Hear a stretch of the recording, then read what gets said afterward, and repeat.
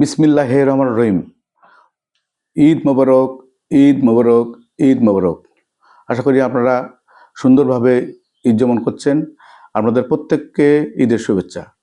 আসলে ঈদ মানে আনন্দ, ঈদ মানে উৎসব। কিন্তু পৃথিবীতে কি সত্যিই আদৌ কোনো উৎসব আছে?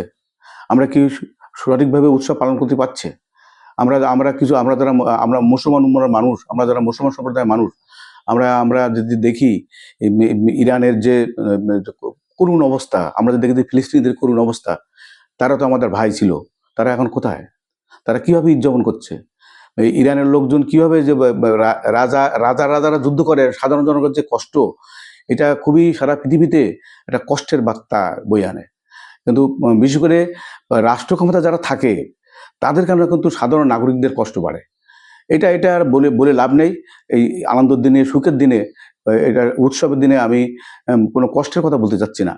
আশা করি আমাদের পৃথিবীতে যুদ্ধ বন্ধ হবে, শান্তির বার্তা সুবাতাস ববে এবং আমরা প্রত্যেকে পৃথিবীর সকল ধর্মের মানুষ আমরা শান্তিতে পৃথিবীতে বসবাস করব। আপনারা ভালো থাকবেন, সুস্থ থাকবেন। খোদা হাফেজ। হৃদয়